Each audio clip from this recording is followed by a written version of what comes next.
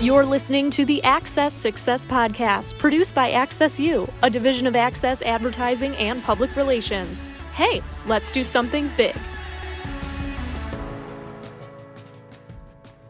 I'm your host, Rachel Schneider. Welcome to the Access Success Podcast, where we highlight important topics focused on education in every form it takes. We're diving in again today to the world of social media and best practices for businesses, institutions, and really any content creators. The way people get their information is changing. Facebook is the new phone book. Everyone, at least from millennials to Gen Z and beyond, are searching for the information they need or want on the internet, on their phones, where to eat, where to shop, what to do on the weekend, how to learn more about their schools, their classmates, and just the trends affecting their lifestyle and pop culture. So if a brand spends more quality time on its social media accounts with a clear, asserted identity and regularly updated and engaging posts that do more than sell, those brands are going to reach more people and become the go-to sources of information. People want authentic brands, and people have the power of information in their pockets. And if you're not taking advantage of that, you could be missing a huge opportunity. I mean, you definitely are. So there's nobody better to talk about social media with us today than our very own social media manager and public relations specialist, Lucas Weaver. Lucas, welcome to the show today. Hi, thanks for having me. So Lucas, how does social media strategy evolve, and how has it evolved in the past few years? Well, I think specifically in the past few years, you're seeing this always-on environment where social issues are happening, environmental issues are happening, and your brand really has to get in on these topics and start having those conversations because people are looking for you to be a thought leader in that area. Whenever there is an issue that comes up, obviously those conversations go ahead and start. I feel like nowadays more people do jump into the conversation or are paying attention to what's going on in the media, and I think part of that is because there's just more access to information. You know, with the rise of social media and news in the last few years, more people understand what's going on and are starting to pay attention.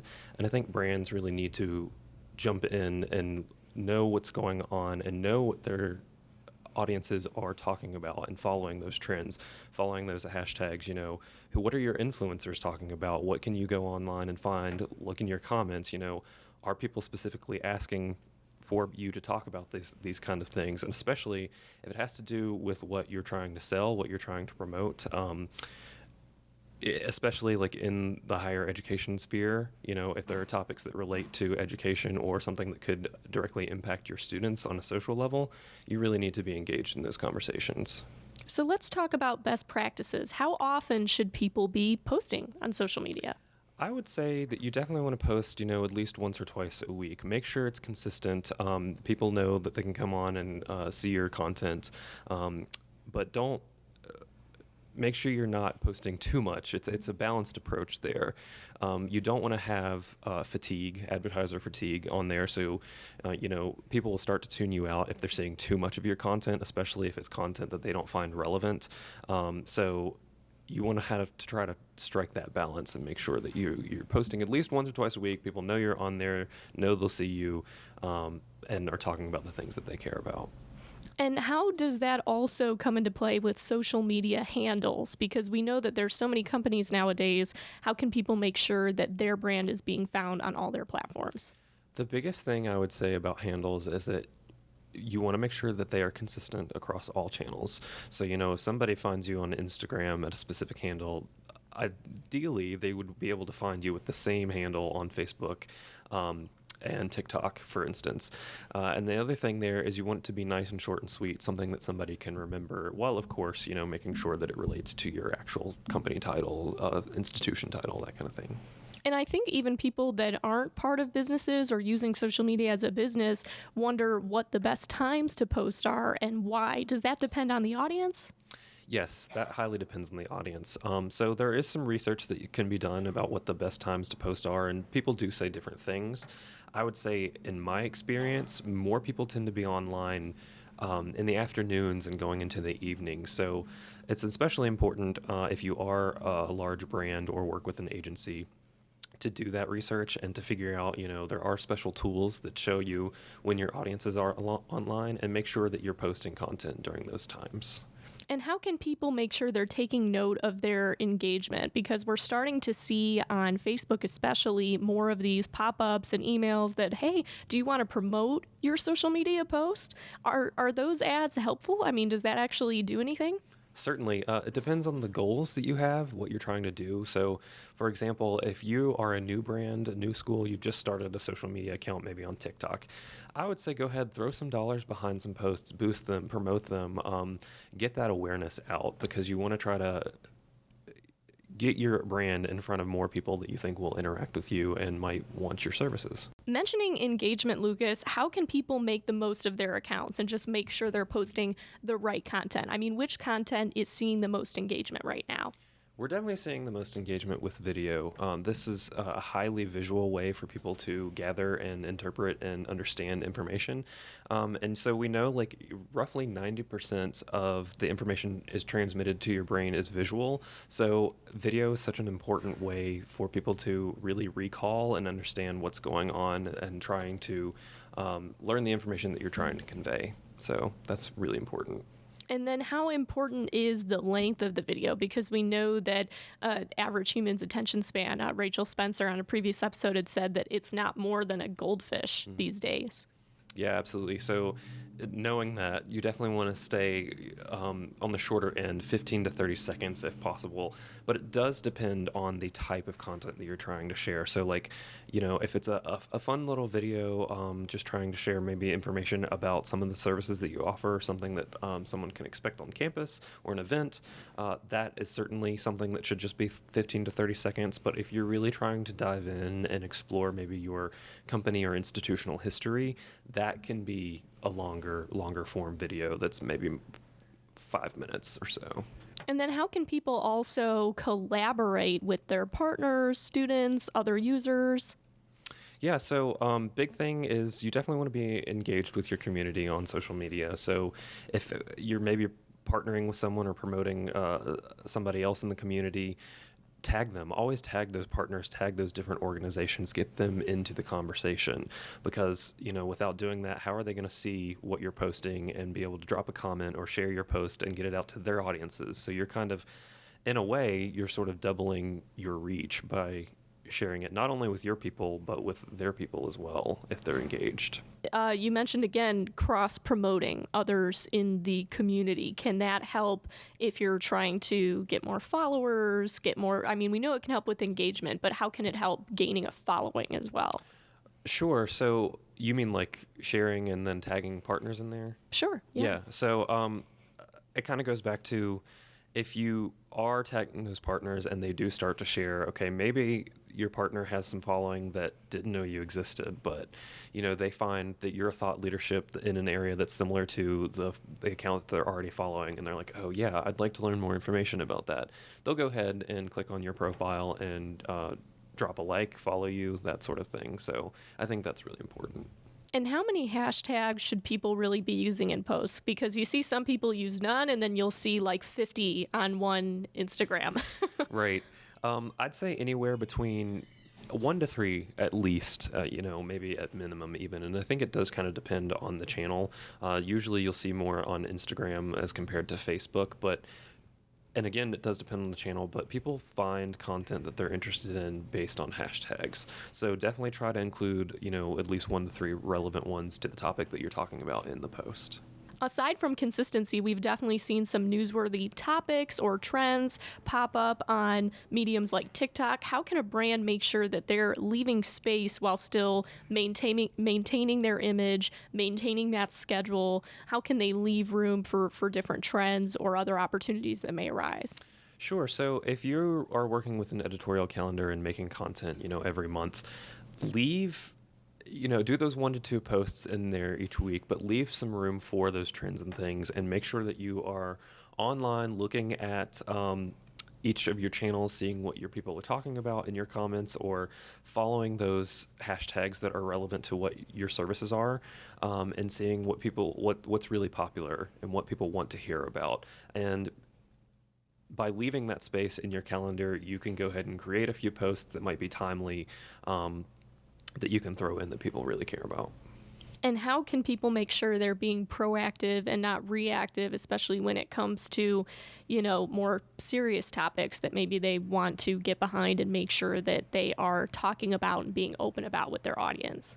So certainly, you want to listen and not wait too long. So obviously, what comes to mind is like maybe there's a social movement that's starting. Within the first 1 to 2 days, maybe even first few hours, depending on what the topic is, go ahead and post something about it. Make sure you have a plan in place, talk to your PR team, know what the procedure is when stuff like this happens, so that you can go ahead and get out there, get your message out there, and because you don't want to come off as seeming reactive to things that are really important to your audiences, where you might get some backlash and they might be like, oh, okay, well, now that you see that we all care about this, now you care about it when you didn't originally. So, and you definitely want to come off as empathetic. I think empathy is a big thing right now, especially for younger audiences in particular. So make sure you're on top of those topics, getting the word out there, and just being sensitive.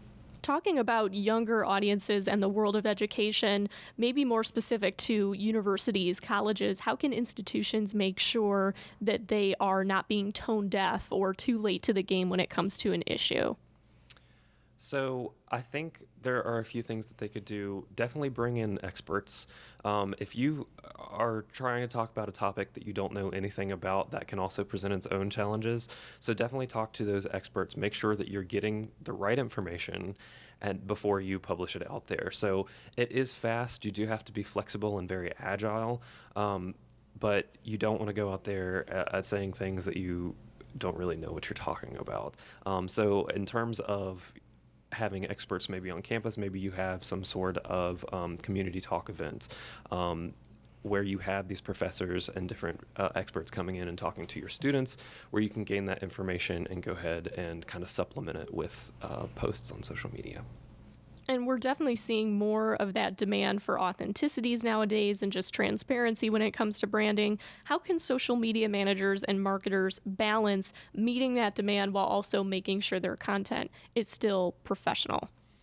So it comes down to the type of content I think that you're posting, and it also very much depends on the channel that you're posting on. So in terms of authenticity, I think nowadays you're wanting to post things like as they are. You're not throwing filters on there, showing you the real behind the scenes things, making sure people feel like they're included and are a part of the conversation and know what's going on.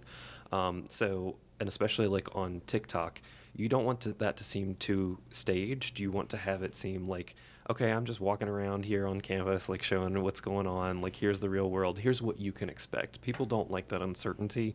They want to know exactly what's going on, what they will experience when they're there, or what they'll experience based on your product or your services. So I think that plays into the authenticity quite a bit.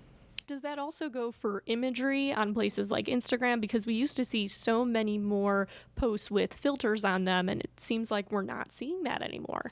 Yeah, definitely. I think nowadays you want to have very clean, clear, crisp imagery, not having those filters, making sure it's not too overloaded visually. One thing I have noticed in the past working on some social media audits when we're just going through clients' social media and explaining what they could do better and what they're doing well, is that they will try to load, particularly on Instagram, graphics that have just too much information, too much wording on there. That's too much fatigue that's going to be happening when people are looking at these, and you're going to lose interest. So you definitely want to keep it short, keep it simple, keep it sweet, make sure there's not too many things that are competing for the eye. And then you can always supplement the information that you need to share with the post copy. So throw in a few words into a graphic and then include the rest in the copy itself. And then always direct them to your website where they can learn more if possible. And then how important is diversity and inclusion in online branding? Super important. People are always going to want to see people like themselves. Representation 100% matters always. So it's very important to show, particularly if you are an institution, college, university, workforce development program, show what your students look like. Take pictures from the actual classroom. It's not enough to always just have staged or stock imagery anymore. Show people what they can actually expect. Anything else you wanted to say just about that transparency and honesty with an audience nowadays and with people's followers? Don't try to use too much fluff. I think people want you to just be direct and straight up with them and let them know what's going on, especially if it does pertain to a crisis scenario. Be short, sweet, direct, and always tell them, you can find more information here. We'll have updates later coming on. Yeah, people just like that authentic, this is me, while still having a brand voice, but, this is what you can expect from our services, our products, and how you can get involved. But it pays off to take down that wall. Oh, absolutely. Absolutely. Always show who you are. Be your 100% authentic self, even as a brand. Thank you so much, Lucas. And if you're interested in learning more about social media, we can help here at AccessU. Connect with us at accessu.com, and we'll see you next week. Thanks for listening to the Access Success Podcast, produced by AccessU, a division of Access Advertising and Public Relations. Find us on LinkedIn, Facebook, and Instagram to keep up with what the world of education needs to hear at AccessU Agency, and connect with us at accessu.com. Let's do something big.